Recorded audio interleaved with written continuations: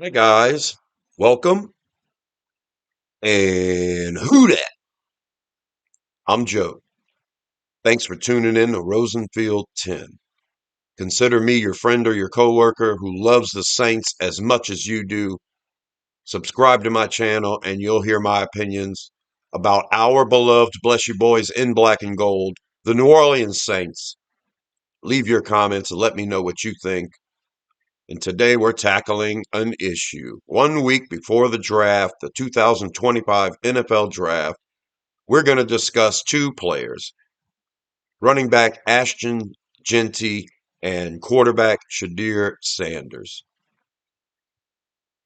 I'm going to give the case for and the case against both of these players to be selected by the Saints at pick 9 in the upcoming draft. They're both, in a way, polarizing.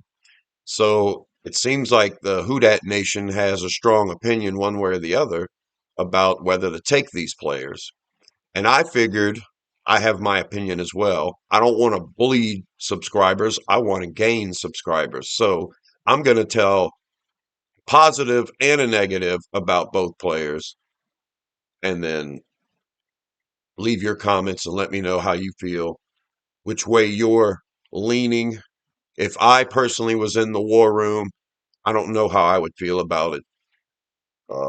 My initial thoughts, my own, by myself, personal thoughts is you could really pass on both of them.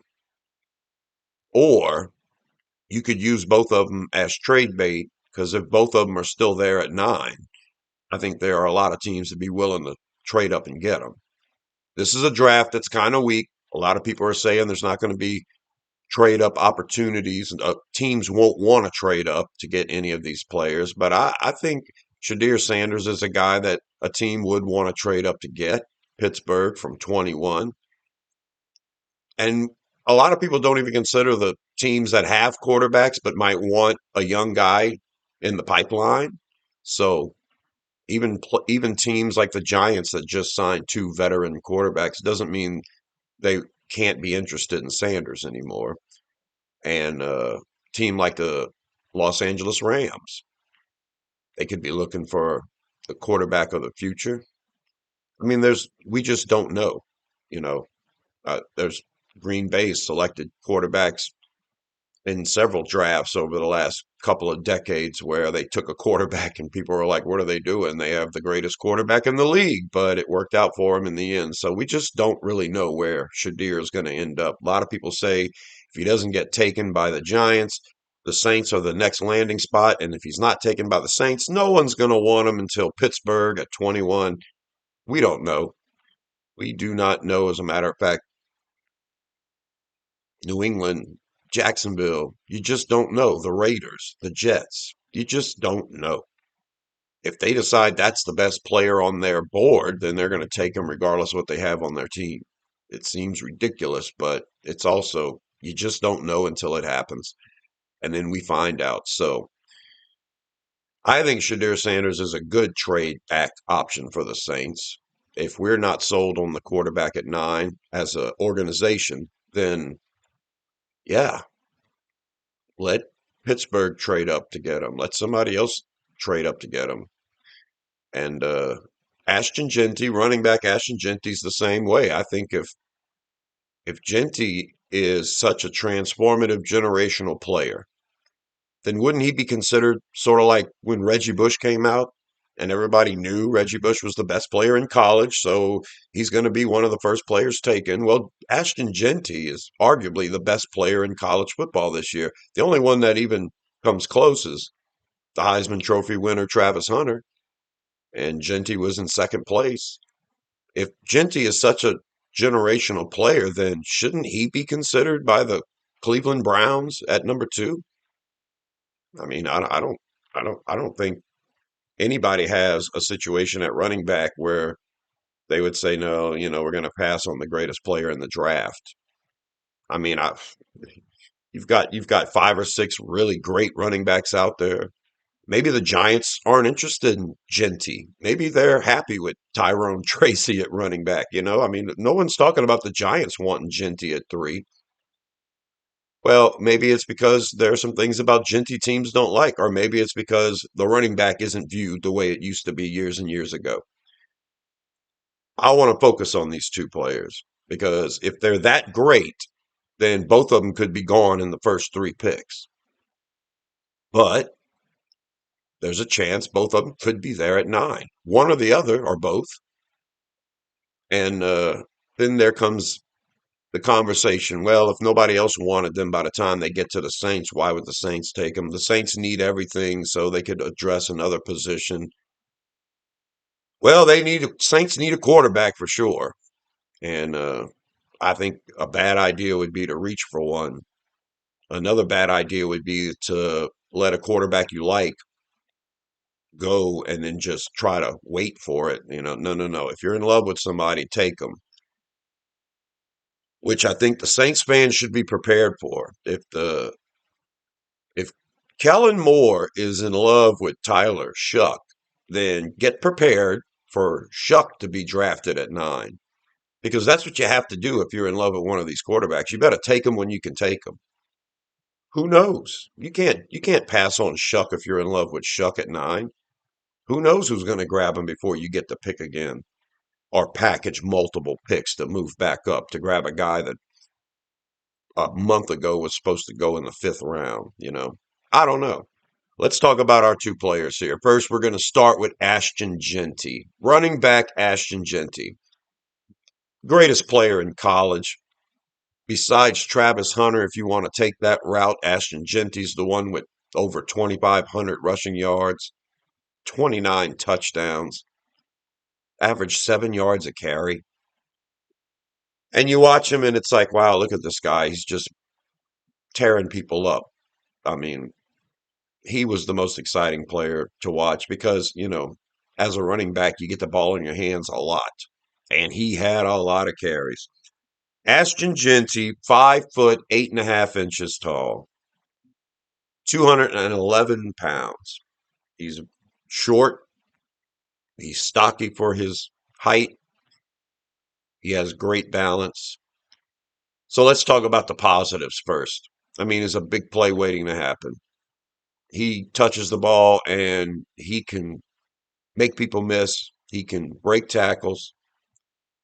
I've seen him compared to LaDainian Tomlinson more than anyone else. That's the NFL comparison that NFL.com has for Ashton Genty, LaDainian Tomlinson. Well, who the heck would have a top three draft pick in any draft and pass on LaDainian Tomlinson? Who would do that? I don't know. Apparently, according to the league, Tennessee would do it. Who's their running back, by the way? Who's Tennessee's running back, by the way? I don't even know. Cleveland? Who's their running back? I don't know. I forgot. I don't remember. Not it's not coming to me right away. I know the Giants have Tyrone Tracy because I liked him in last year's draft around the fourth or fifth round. Uh, but you pass on LaDainian Tomlinson because you have a fourth or fifth round running back on your team already. I mean, so Ashton Genty to me in a sane world would be drafted by somebody before the Saints pick at nine. He's this great player, accomplished all this, you know, never before accomplished stuff in college. So, he's good as a receiver. And so he's played a lot of football. He's got decent speed. I don't think it's breakaway. No one's going to catch him speed, but it's really good speed. My pro comp to Ashton Genty is actually Alvin Kamara. I think the way they have that noodle body where people just seem to slide right off of them. They're not really lowering their shoulder and coming with the boom. They're just maintaining great balance, and people just can't seem to get their arms around them. So yeah, and if I'm comparing Ashton Genty to Alvin Kamara, then yeah, who would want to pass on that guy in the first round either? So a lot of great things to love about Ashton Genty. If he's the best player in college and he's better than half the running backs in the league right now, that's what everybody seems to think. I mean, I think there could only be about 6 or 8 of them that you would say, oh, yeah, these guys are so good, you're definitely not taking a running back. But then after that, Ash, Alvin Kamara is a pretty good back. If you want to talk about teams already having a player like Jonathan Taylor for the Colts, I don't think the Colts would be interested in drafting Ashton Jenty. They have Jonathan Taylor. That makes sense. But there's only a handful of teams where you could say that. And then after that, it seems like everybody in this league would want Ashton Jenty. So if he's there at pick 9, it's crazy that he fell this far, and you take him. He's the best player in college. You take him. Alvin Kamara, as great as he is only going to last 2 more years under contract at least, and then after that, it's the future is now. So that's your positives for Ashton Jenty. Now I'll talk about some negatives about Ashton Jenty. If you are a team that has a starting caliber running back and you have a lot of other holes on your team, then you might feel inclined to pass on this great prospect. It's not a good idea. I fall victim to being position specific all the time, and you have to be in the draft to a certain extent. I mean, it's a long 3-day process, and you've got a 53-man team, and this team with all the holes we have, we couldn't fill every hole if we had 18 draft picks. Okay, we would have to have 2 9-player drafts 2 years in a row before we could start to see the middle class of this team improve, the salary cap to get more under control, and then we would have to do a better job of drafting if we were going to make an overall better team. So yeah, it's going to take a lot. It's going to be a long, hard process. You may never see a running back like Ashton Jenty in the next several years. So you might not want to pass on this guy.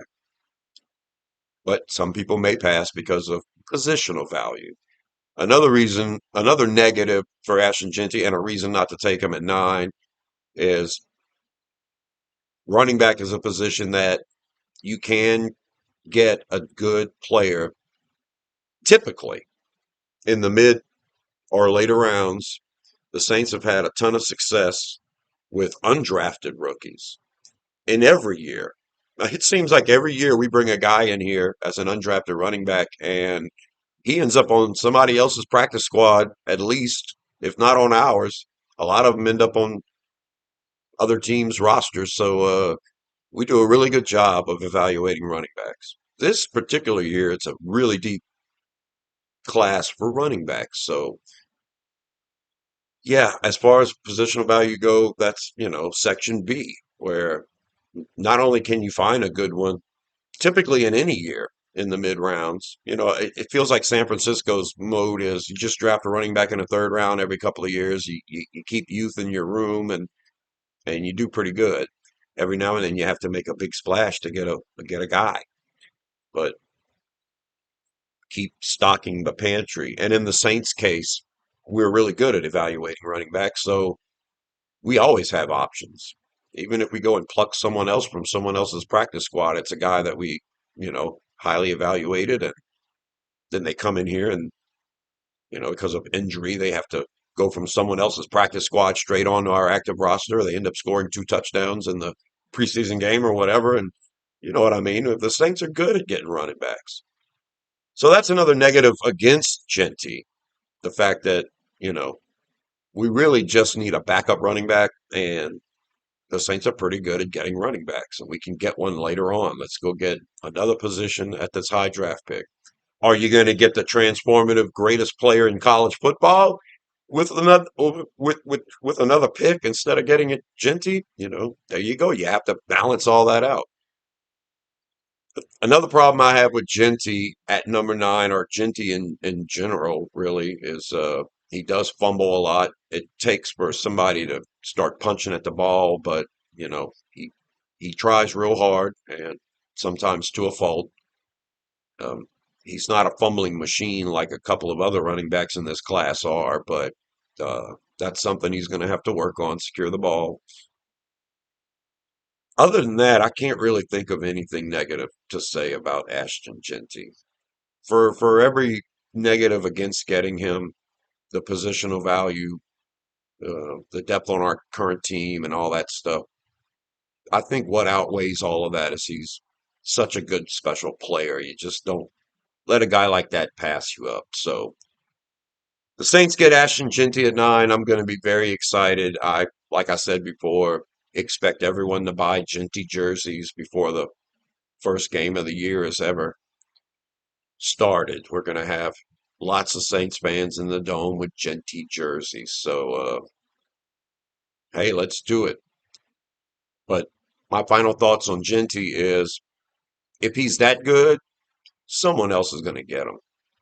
And if he is there at number 9, someone else would be willing to trade up to get him. I would not mind trading back with the Dallas Cowboys if they were interested in coming up from 12 to 9 to get Jenty. That would be my that would be what I'm leaning towards if I was the GM in that war room and Jenty was there. You guys might not agree with that. I don't want you to unsubscribe because I'm saying it.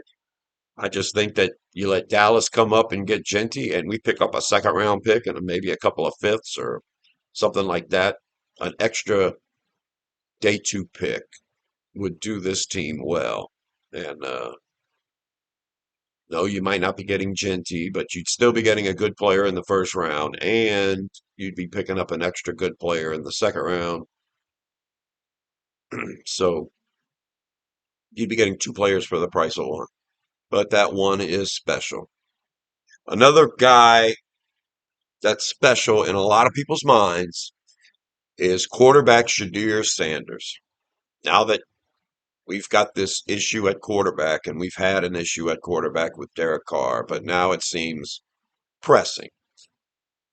When the news about Derek Carr's shoulder injury came out, oh, everybody immediately said we have to draft one now. And then some of them started pumping the brakes and go, wait a minute, wait a minute, let's not jump off the cliff yet. Let's think about this for a minute. No, you should not rearrange your draft boards, not drastically, because of this situation. If Shedeur Sanders is your 46th rated player, you shouldn't grab him at 9 all of a sudden because of what's going on. So, what are the positives for Shedeur? Let's start with his measurables: 6 foot 1.5 inches, 212 pounds. He's got 1 pound on Ashton Jenty. Um, he's got a slight frame to me, even though he weighs 212 and he's only 6'1.5". He has a pretty slight frame.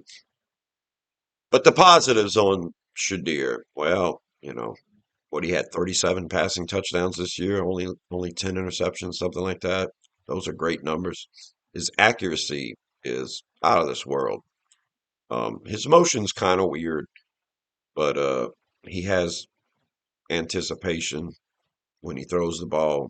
He puts the ball in the perfect spot. I mean, there is no other quarterback that's as accurate as Sanders. Now, usually that's when he's looking at his first read and he's read everything perfectly, and it's the first guy, the route he looks, the guy gets open, or he throws the guy open. It's a thing of beauty. When he steps back and that ball comes out within 4 seconds, it's usually it's something that you see from professional NFL quarterbacks. It's something you have to have if you're going to be a really good quarterback. Anticipation, accuracy. So there's no one more accurate than Sanders. If he's standing there and there's no rush and he knows the route and he's able to throw the ball, it's going to be beautiful.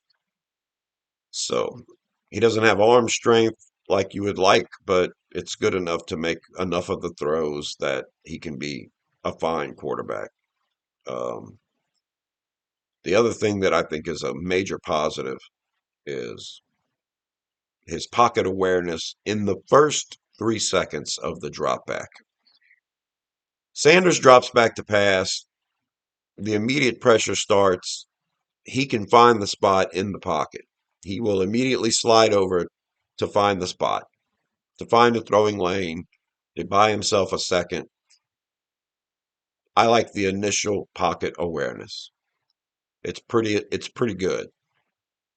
All right.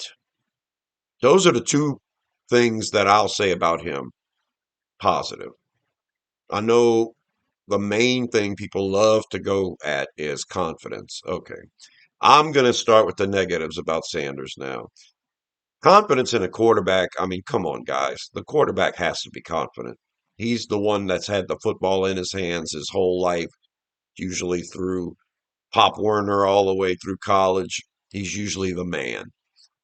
Yeah, there are some quarterbacks that lack confidence. Derek Carr comes to mind.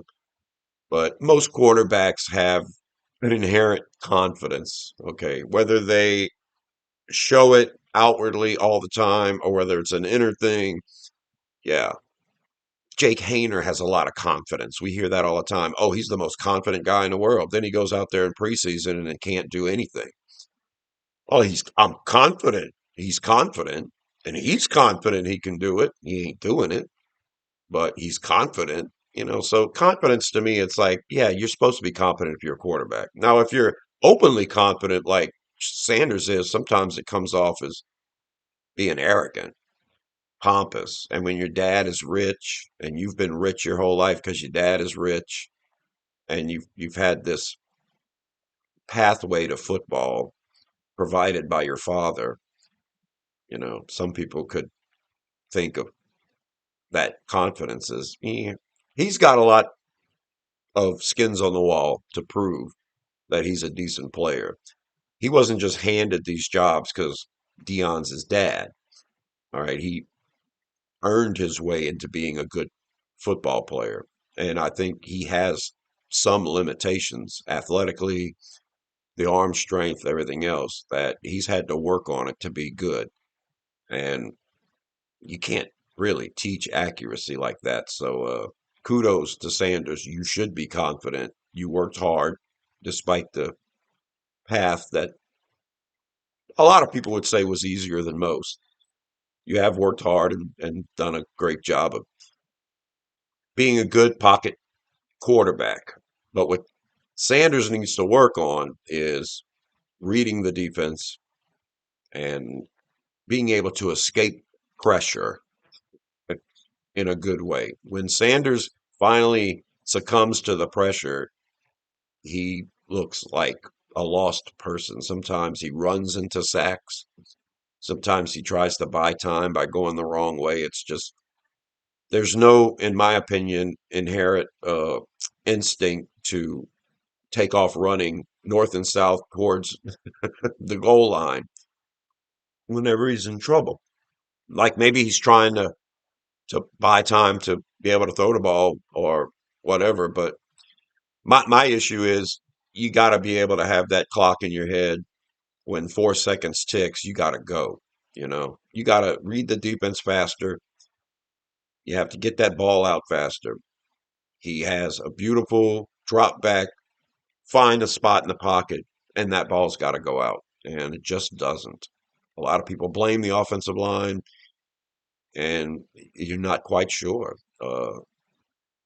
Colorado had a bad offensive line. Well, the Saints have a bad offensive line. So if he's going to have these issues, he's going to have these issues in the league too. Even if he has a really good offensive line in the league, he's going to be going up against great defensive linemen from time to time. So it's one thing that I really dislike about the quarterback. It makes me nervous to want to grab a kind of slim guy that's got a weaker arm that can't escape pressure and that is slow to read defenses.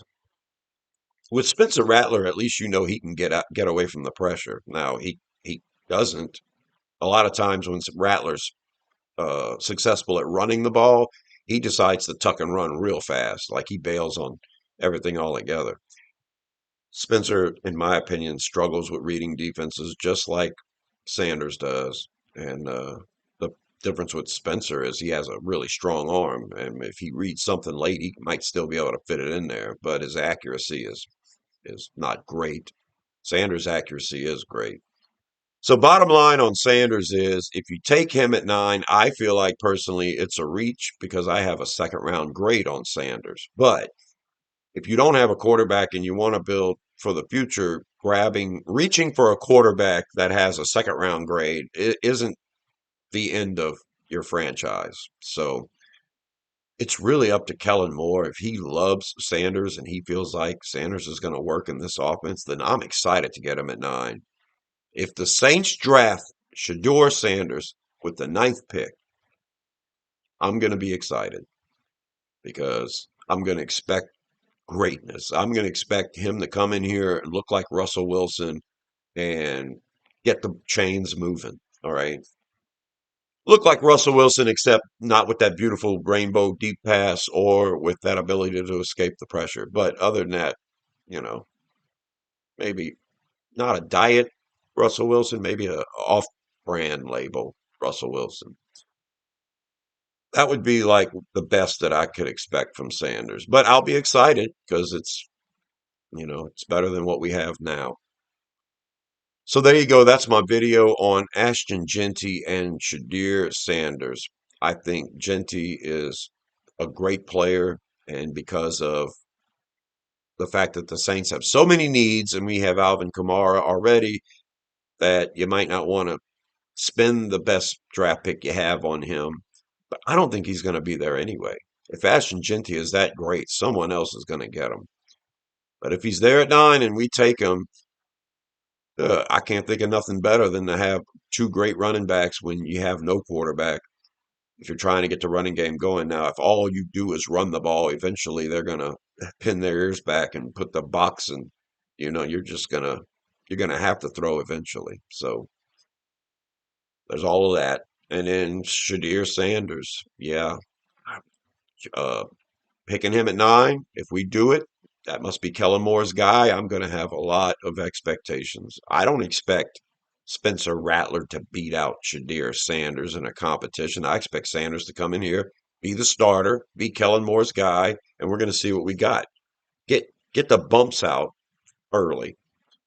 If he crashes and burns his first year as a rookie, well, so did Peyton Manning. So get that year out of the way. We're not supposed to be that good this year anyway. You know, it's a good way to look at it, whether you draft a quarterback and you're putting them in a bad situation, or whether you don't draft a quarterback and you're going in with no quarterback like we are now.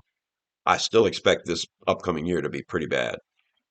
And I don't think either one of these players will change that for this upcoming year, particularly. Genty, probably more so than Sanders, would be a positive force, an impact player for us. But man, we still need to work on that offensive line. We still need to get the passing game going for all of that to really work out. So, all right, that's my ramblings. If both players were on the board at 9, I would consider a trade back with the Cowboys. Go from 9 to 12. Ice cream trucks here. Go from 9 to 12, pick up an extra second round pick. You never know. One of them might still be on the board at 12. Maybe Chicago won't take Sanders. Maybe San Fran would. It's possible San Fran would. It's possible Dallas would move up to get him. I would assume Dallas would move up from 12 to 9 to get Genty. And then maybe Genty's still there at 12, and you got yourself an extra second round pick. It's something to consider. You don't pass on a transformative generational player, so I don't expect Genty to be there at 9. And if Sanders is there and we take him, and it's Kellen Moore's guy, we're good to go. You let me know in the comments what you think about both of these players. I'm pretty sure I know what most of the Who Dat Nation thinks. This would be a dream come true if pick 9 comes up and both of these players, running back Ashton Jenty and quarterback Shedeur Sanders, are on the board. Who would you take if you had an option for both of them? I'm Joe. Subscribe to Rosenfield 10 for more videos about the Saints, and until the next one, I'll talk to you later. Who Dat?